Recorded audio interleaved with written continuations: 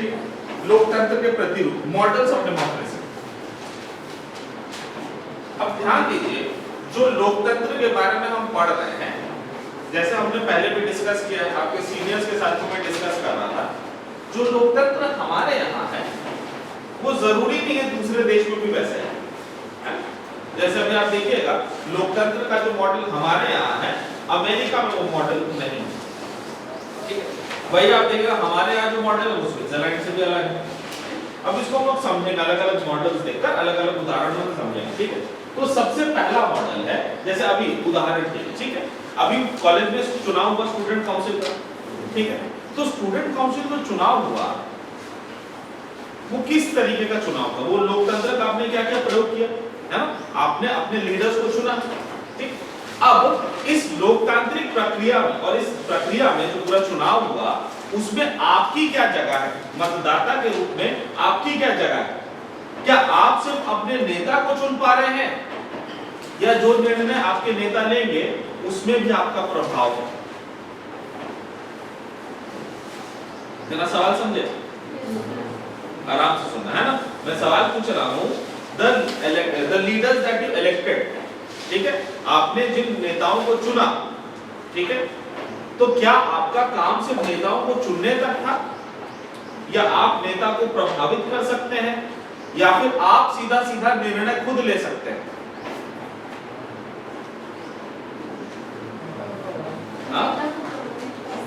चलिए, तो अब आप देखिएगा कि जो सारी बातें मैंने कही है उन्हीं आधार पे अलग अलग मॉडल्स बनते हैं लोकतंत्र में। सबसे पहला लिख लीजिए,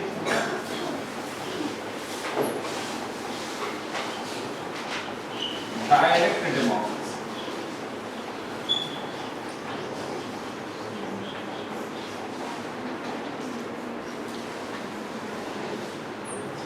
प्रत्यक्ष लोकतंत्र,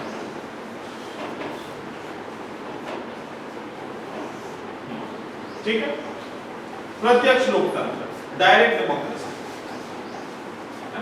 अब डायरेक्ट डेमोक्रेसी और जैसा नाम है प्रत्यक्ष लोकतंत्र है, उसमें क्या है, जनता सीधे सीधे क्या कर रही है, निर्णय ले रही है ना।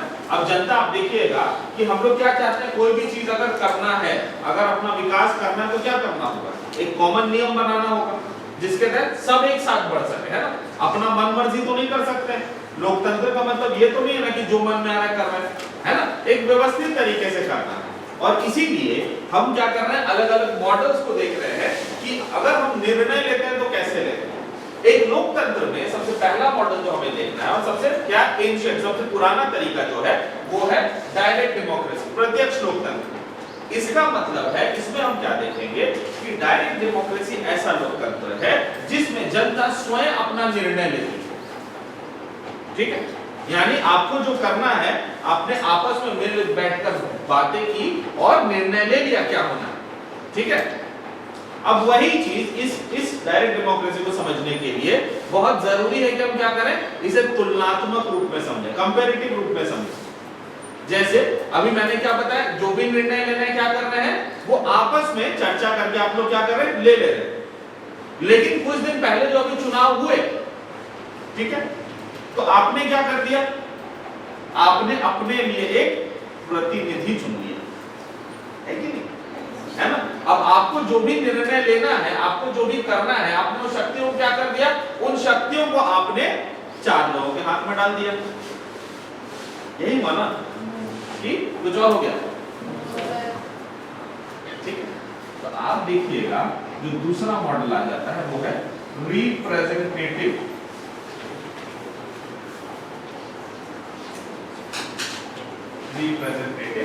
डेमोक्रेसी,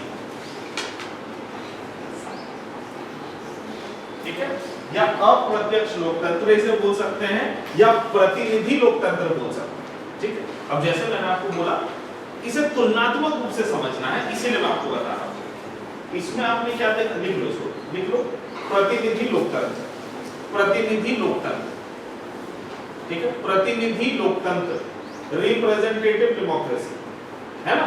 और ब्रैकेट में क्या लिख लोगे, अप्रत्यक्ष लोकतंत्र, इनडायरेक्ट डेमोक्रेसी, प्रतिनिधि लोकतंत्र लिख लो और ब्रैकेट में क्या लिखो, अप्रत्यक्ष लोकतंत्र, अप्रत्यक्ष लोकतंत्र, इनडायरेक्ट डेमोक्रेसी। हो गया?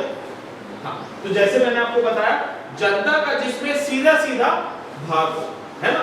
अब सीधा सीधा भाग क्या, आपने चुनाव करके तो अपने नेता चुन ही ले रहे हैं, है ना। तो नीति निर्माण में, पॉलिसी फॉर्मुलेशन और पॉलिसी डिसीजन में जो भी नीतियां बननी है उसके संदर्भ में अगर जनता खुद डायरेक्टली इन्वॉल्व है कि हमें कौन कौन सी नीतियां बनानी है और कौन कौन से नीति निर्णय लेने हैं, अगर उसमें जनता खुद डायरेक्टली इन्वॉल्व है तो उसे हम क्या कहते हैं, प्रत्यक्ष लोकतंत्र, डायरेक्ट डेमोक्रेसी। लेकिन अगर यही प्रक्रिया नीतियों के ऊपर बात और चर्चा करने के लिए अगर हम क्या कर रहे हैं, अपने लिए प्रतिनिधि चुन रहे हैं, तो वो क्या हो जाता है, अप्रत्यक्ष लोकतंत्र, रिप्रेजेंटेटिव डेमोक्रेसी या प्रतिनिधि लोकतंत्र। इसमें हम क्या करेंगे कि हम क्योंकि खुद में सक्षम नहीं है तो हम क्या कर रहे हैं, एक प्रतिनिधि चुनते हैं जो हमारे लिए काम करे। प्रत्यक्ष में क्या है कि सब एक साथ बैठे हैं, चर्चा कर रहे हैं और उसी में निर्णय ले लिया जाएगा। अब जैसे देखिए कि इतने लोग हम लोग बैठे हैं और अगर कोई निर्णय लेना है तो क्या हम लोग ले सकते हैं आसानी से? क्यों नहीं ले सकते हैं? हाँ, अच्छे से बताओ कोई दूसरे दोस्त। हाँ, सबका लय अलग अलग होगा और सहमति बना पाना मुश्किल होगा, ठीक है। और एकदम सरल सा कारण है कि संख्या ज्यादा है ना। अगर यही संख्या में कम कर दो, बस बोलो मिडिल लो को कोई डिसीजन लेना है ना, तो क्या होगा, काफी सरल हो जाएगा। और यही आबादी आप जब धीरे धीरे आप लोग बढ़ाते चले जाइए, है ना, जैसे अभी हम लोग सेमेस्टर 1 है ना, यही आप ऐड कर दीजिए सेमेस्टर 4, सेमेस्टर 2, सेमेस्टर 3, पीजी वाले भैया दीदी, है ना, बाकी दूसरे डिपार्टमेंट्स को भी ऐड कर लीजिए। तो क्या हम आज आपस में बैठकर चर्चा करके कोई निर्णय ले पाएंगे? नहीं ले पाएंगे। आपने जैसा देखा भी होगा, है ना, पिकनिक्स के लिए आप लोग जो डिसीजन लेते हैं उसमें कितना लड़ाई झगड़ा होता है, कितना मौत होता है ना, यहाँ जाएंगे, वहां जाएंगे, यहाँ जाएंगे, वहां जाएंगे। तो इसलिए क्या एंड में क्या हो जाता है कि आपके जो प्रतिनिधि हैं वो अपनी समझ से क्या कर रहे हैं, फाइनल डिसीजन ले ले रहे हैं और आपको फिर आंख बंद करके वही फॉलो करना है। तो जैसे जैसे संख्या बढ़ेगी निर्णय लेने वालों की, क्या होता चला जाएगा, ये तरीका काम का नहीं रहता जाएगा, है ना। तो आप देखिए ये जो तरीका है इसके सबसे बड़े समर्थक रहे जे रूसो, और उन्होंने कहा कि उन्होंने जनरल विल की बात की, सामान्य इच्छा की बात की थी। और वो कहते थे कि वास्तविक लोकतंत्र यही लोकतंत्र है जिसमें जनता स्वयं निर्णय ले। लेकिन जैसे जैसे आबादी बढ़ती चली गई ये संभव नहीं है ना। अब पूरे देश के लिए अगर निर्णय लेना है तो क्या हम लोग यहाँ बैठकर ले पाएंगे?